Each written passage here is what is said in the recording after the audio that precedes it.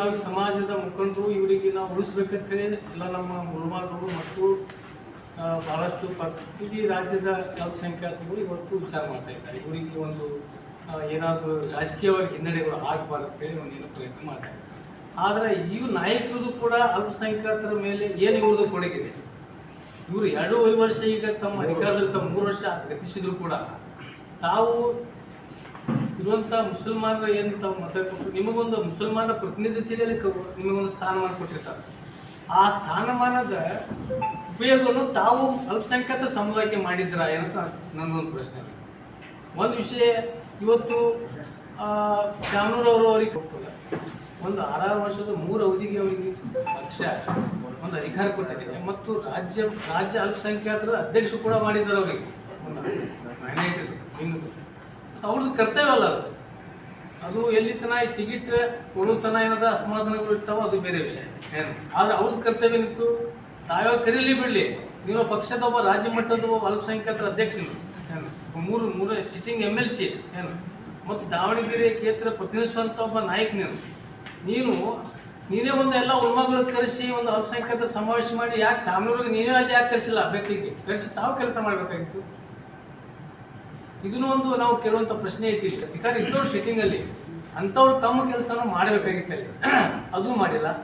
ಅದ್ರ ಜೊತೆಗೆ ಒಂದು ಅಲ್ಪಸಂಖ್ಯಾತರ ಅಧ್ಯಕ್ಷ ಆಗಿ ಇಷ್ಟು ವರ್ಷ ಆದರೂ ಕೂಡ ಈ ರಾಜ್ಯದಲ್ಲಿ ಎಲ್ಲಿ ಒಂದು ಕಾಂಗ್ರೆಸ್ ಪಕ್ಷದ ಅಲ್ಪಸಂಖ್ಯಾತರ ಒಂದು ಸಭೆ ಇಲ್ಲ, ಒಂದು ಸಮಾವೇಶ ಇಲ್ಲ. ಎಲ್ಲೆಲ್ಲಿ ಸಮಸ್ಯೆಗಳು ಏನದಾವನು ಅದು ಅರ್ಥ ಮಾಡ್ಕೊಂಡು ಇದು ಕೇಳ್ಕೋಬೇಕಾಗಿತ್ತು. ಎಲ್ಲಿ ಕರೆಸಿ ಪಕ್ಷದಲ್ಲಿ ಅಲ್ಪಸಂಖ್ಯಾತರಿಗೆ ಒಬ್ಬ ಘಟಕದ ರಾಜ್ಯ ಮಟ್ಟದ ಅಧ್ಯಕ್ಷ MLC ಅಧಿಕಾರದಲ್ಲಿ ಇರುವಂಥ ವ್ಯಕ್ತಿ ಯಾವ ಜಿಲ್ಲೆಗೆ ತಿರುಗಾಡಿ ಎಲ್ಲಿ ರಾಜ್ಯ ಮಟ್ಟದ ಪ್ರವಾಸ ಮಾಡಿ ಎಲ್ಲಿ ಸಂಘಟನೆ ಮಾಡಿದ್ದೀವಿ ನೀವು ಈ ರೀತಿ ಒಂದು ಅಧಿಕಾರ ಕೇಳ್ತೀರಿ, ಇದು ಮಾಡ್ತೀರಿ. ಅದು ನಾವು ಪ್ರಶ್ನೆ ಇಂಪ್ಲಿಮೆಂಟ್ ಆಗ್ಯಾವ. ಈಗ ಈ ಸರ್ಕಾರ ಬಂದ್ರಿಂದ ಏನೂ ಇಂಪ್ಲಿಮೆಂಟ್ ಆಗಿಲ್ಲ. ಒಂದು ಗಂಗಾ ಕಲ್ಯಾಣ ಇನ್ನೂರಿಗೆ ಒಂದು ಮುಸಲ್ಮಾನರಿಗೆ 2.5 ವರ್ಷ ಆಯಿತು, ಒಂದು ಗಂಗಾ ಕಲ್ಯಾಣ ಇದು ಕೊಟ್ಟಿಲ್ಲ. ಅದೇ ಬೇರೆ TMD ಅವ್ರು ಏನು ನಿಗಮಗಳು ಅದಾವ, ಹಿಂದೂ ವರ್ಗ ನಿಗಮ ಆಗಲಿ ಅಥವಾ ಇನ್ನಿತರ ನಿಗಮಗಳಲ್ಲಿ ಎಲ್ಲ ಯೋಜನೆಗಳು ಇಂಪ್ಲಿಮೆಂಟ್ ಆಗ್ತಾ ಇದ್ದಾವೆ. ಆದರೆ ನಮ್ಮ ಮಂತ್ರಿಗಳು ಏನು ಮಕ್ಕೊಂಡಾರಿದ್ರು, ಇವ್ರು ಯಾಕೆ ಪರಿಶೀಲನೆ ಮಾಡೋದಿಲ್ಲ, ಅಧಿಕಾರಿಗಳ ಜೊತೆ ಏನಾದ ಯಾಕೆ ಮತ್ತು ಹಾಗಾಗಿ ಇವರು ನಮ್ಮ ಸಮಾಜದ ಪ್ರತಿನಿಧಿ ಕೆಲಸ ಆಗಿಲ್ಲ ಅಂದ್ರೆ ರಾಜೀನಾಮೆ ಕೊಟ್ಟು ಮನೆ ಹಾಕೊಂಡು ಮತ್ತೊಬ್ಬರು ಸಮರ್ಥ ವ್ಯಕ್ತಿಗಳು ಭಾಳಷ್ಟು ಅದಾರಲ್ಲಿ ಮಂತ್ರಿಗಳು ಕಾರ್ಯನಿರ್ವಹಿಸುವಂಥವ್ರು ಇಲ್ಲಿ ಅಂತ ಮೊನ್ನೆ ಅಲ್ಪಸಂಖ್ಯಾತ ಆಯೋಗದ ಅಧ್ಯಕ್ಷ ಬಂದಿರತ್ತೀರಿ. ಯಾರು ನಮ್ಮ ಅಲ್ಪಸಂಖ್ಯಾತ ನಾಯಕರು ಯಾರಿಗೂ ಗೊತ್ತಿಲ್ಲ, ಬಂದಿದ್ದೇ ಗೊತ್ತಿಲ್ಲ, ಯಾವುದೇ ಹಾಸ್ಟೆಲ್ ಮೀಟಿಂಗ್ ಮಾಡಿ ಹೋಗ್ಯಾರ ಪುಣ್ಯಾತ್ಮ. ಅದು ಅಲ್ಪಸಂಖ್ಯಾತ ಆಯೋಗದ ಮುಖ್ಯಸ್ಥಂದ್ರೆ ಭಾಳಷ್ಟು ವಿಚಾರಗಳು DC ಅವ್ರ ಬಳಿ SP ಪ್ರತಿಯೊಂದು ಇಲಾಖೆಯಲ್ಲಿ ಸಂಬಂಧಪಡುವ ಏನಾದರೂ ತೊಂದರೆಗಳು ಅಲ್ಪಸಂಖ್ಯಾತರಿಗೆ ಬಂದಾಗ ಆ ಆಯೋಗದ ಅಧ್ಯಕ್ಷರು ಅಂಥವ್ರ ಅಧ್ಯಕ್ಷಗಳು ಮಾಡಿರ್ತಾರೆ. ಸಾಕಷ್ಟು ಈಗ KMDC ಅಧ್ಯಕ್ಷ ಒಂದು ದಿವಸ ಬಂದಿಲ್ಲ ಬಿಜಾಪುರಕ್ಕೆ, ಯಾವ ಇಂಪ್ಲಿಮೆಂಟ್ ಆಗಿ ಕೇಳಾಕತ್ತಿಲ್ಲ. ಅವರೆಲ್ಲ ಸುತ್ತ ಬರೀ ಜಮೀನು ಅವ್ರ ಮನೆಯಾಗೆ ಸುತ್ತಾಡ್ತಿರ್ತಾರೆ. ಅದು ಎಲ್ಲಿ ಜಿಲ್ಲೆ ಒಳಗೆ ಬಂದು ಒಂದರೇ ಅಲ್ಪಸಂಖ್ಯಾತರ ಮುಸಲ್ಮಾನ್ ಸಮಾಜದ ಬಗ್ಗೆ ಆಯಾ ಸರ್ಕಾರದ ಯೋಜನೆಗಳು ಏನು ಇಂಪ್ಲಿಮೆಂಟ್ ಆಗ್ಯಾವ. ಇನ್ನೂರಿಗೆ ಸ್ಕಾಲರ್ಶಿಪ್ ಮಕ್ಕಳ ಅಡ್ಡಾಡಕತ್ತಾರೆ. ಇದು ಇನ್ನು ಕೇಂದ್ರ ಸರ್ಕಾರದ ಅಲ್ಪಸಂಖ್ಯಾತರದ್ದು ಕೆಲವೊಂದು ಸ್ಕಾಲರ್ಶಿಪ್ ಏನದಾವ ಇಂಪ್ಲಿಮೆಂಟ್ ಆಗ್ಯಾವ. ನಮ್ಮ ಸರ್ಕಾರದ ಇನ್ನೂರಿಗೆ ಸ್ಕಾಲರ್ಶಿಪ್ ಸಾಕಷ್ಟು ಸ್ಕಾಲರ್ಶಿಪ್ಗಳು ಬಂದಿಲ್ಲ. ಆ ಸುಮ್ಸುಮ್ಗೆ ಎತ್ತಾಳ ಹುಚ್ಚೇನದ ಸುಮ್ಸುಮ್ಗೆ ಅದು ಒಂದು ಏನು ತೊಗೊಂಡು ಓದ್ಕೋತ ಇದು ಹಿಂಗೆ ಕೊಟ್ಟಾರ. ಅದು ಬರೀ ಮುಸಲ್ಮಾನ್ ಸರ್ಕಾರ ಸಿದ್ದರಾಮಯ್ಯ ಬರೀ ಇದ್ರ ಮಾಡಕತ್ತಾರ.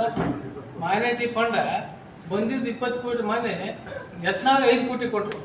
ಇಲ್ಲಿ ನಮ್ಮ ಅಲ್ಪಸಂಖ್ಯಾತ ಬಡಾವಣೆಗಳು ಹೋಗಿ ನೋಡ್ರಿ ನೀವು, ಸಾಕಾಗಿ ಇಲ್ಲಿ ಲೋಕಲ್ ದೊಡ್ಡದೈತಿ. ಯಾಕೆ ನೀವು ಒಂದು ರೋಡ್ ಸುದ್ದಿಲ್ಲ, ಒಂದು ನೀರಿಲ್ಲ, ಒಂದು ಲೈಟ್ ಇಲ್ಲ, ಪರಿಸ್ಥಿತಿ ಭಾಳ ಗಂಭೀರ ಐತಿ. ಅಂಥದ್ದು ಆ ಒಂದು ಯೋಜನೆಗಳಿಗೆ ಇಲ್ಲಿ ಮೊನ್ನೆ ನಮ್ಮ ಮಹಾನಗರ ಪಾಲಿಕೆ ಸದಸ್ಯರುಗಳು ತಮ್ಮದು ಅಳವನ್ನು ವ್ಯಕ್ತಪಡಿಸ್ತಾ ಇದ್ರು. ಇಲ್ಲ ನಮ್ಮ ಏನೂ ಒಂದೇ ಫಂಡ್ ಬರ್ತಾ ಇಲ್ಲ. ನಾವು ಹೋಗಿ ಕಮಿಷನರ್ ಕೇಳಿದ್ರೆ ಇಲ್ರಿ ಯತ್ನಾಳ್ ಅವರಿಗೆ ಅದು ಜಮೀರ್ ಅಹಮದ್ ಖಾನ್ ಅವರು 5 ಕೋಟಿ ರೂಪಾಯಿ ಯತ್ನಾಳ್ ಅವರು ಕೊಟ್ಟಾರ, ಅದಕ್ಕೆ ಅವ್ರು ಯಾವ ಹೆಸರು ಹೇಳ್ತಾರೆ ಅಷ್ಟೇ ನಾ ಕೆಲಸ ಹಾಕವಾಗಿಲ್ಲ ಅಂತೇಳಿ ಅವ್ರು ಹೇಳ್ತಾರೆ. ಈ ರೀತಿ ನಮ್ಮ ಪರಿಸ್ಥಿತಿ ಇವತ್ತು ಭಾಳ ಗಂಭೀರ ಆಗಿದೆ. ಅದಕ್ಕೆ ಇವ್ರಿಗೆ ಸ್ಥಾನಮಾನ ಉಳಿಸ್ಲಿಕ್ಕೆ ನಾವೆಲ್ಲ ಉಲ್ಮಾಗಳು ಇಡೀ ರಾಜ್ಯದ ಅಲ್ಪಸಂಖ್ಯಾತರು ಕೂಡಿ ಇವ್ರ ಬಗ್ಗೆ ನಾವು ಸಪೋರ್ಟ್ ಮಾಡ್ತಾ ಇದ್ದೀವಿ. ಇವ್ರದಿಂದ ಏನು ಕೊಡುಗೆ ಅದು ಸಮಾಜಕ್ಕೆ ಅದು ಬೇಕಲ್ಲ. ಇವರೆಲ್ಲ ತಮ್ಮ ಇಲಾಖೆಯಲ್ಲಿ ಕೆಲಸ ಆಗುವಂಥ ಎಲ್ಲ ಇಂಪ್ಲಿಮೆಂಟ್ ಮಾಡಿಸ್ಲಿಕ್ಕೆ ಎಲ್ಲ ವಿಫಲರಾಗಿದ್ದಾರೆ ಇವತ್ತು. ಅದಕ್ಕಾಗಿ ಏನದ ನಮ್ದೇನು ಅಂತದ ಇವರಿಂದ ಭಾಳಷ್ಟು ಈ ಯಾವ ಥರ